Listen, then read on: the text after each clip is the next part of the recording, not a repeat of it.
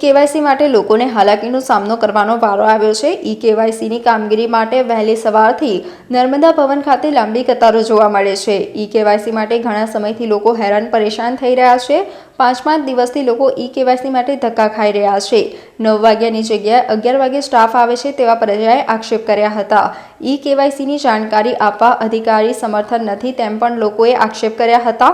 મીડિયાએ લોકોને પડતી હાલાકીનો પ્રશ્ન પૂછતા મીડિયાના પ્રશ્નોનો યોગ્ય જવાબ આપવાની પણ અધિકારીઓએ દરકાર લીધી ન હતી। કોઈપણ પ્રકારની વ્યવસ્થા તંત્ર દ્વારા કરવામાં આવી નથી તેવા પણ પ્રજાએ આક્ષેપ કર્યા હતા।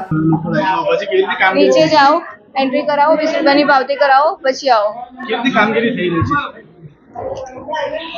બેન, કેવી રીતે કામગીરી થઈ રહી છે? અહીંયા ફોટો લગાડો।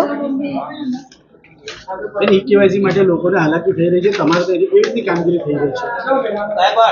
એક અઠવાડિયાથી હેરાન થઈએ, ધક્કા ખાયા કરીએ છીએ।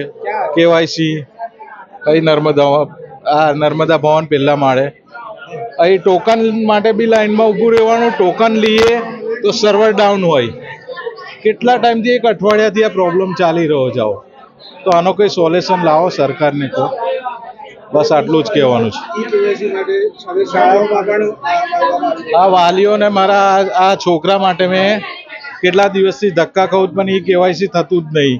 અહીં આવું લાઈનમાં ઊભો રહું, ટોકન લઉં તો ભાઈ સર્વર ડાઉન હોય તો ફરી પાછું લાઈનમાં ઊભું રહેવાનું। અત્યારે બી મેં પૂછવા જ આવ્યો જેની માટે અધિકારીઓનો કેવો વ્યવહાર છે?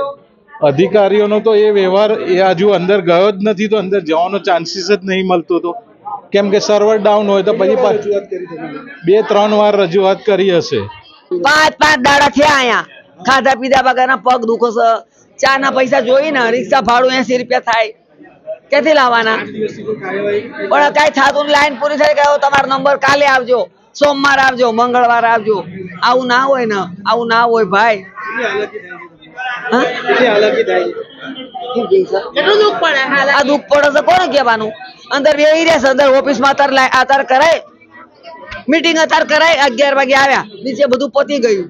તઈ જાઓ, નીચે જાઓ, ફોર્મ ભરાવો, અમે કાગળ વીણીને ખાઈ છીએ।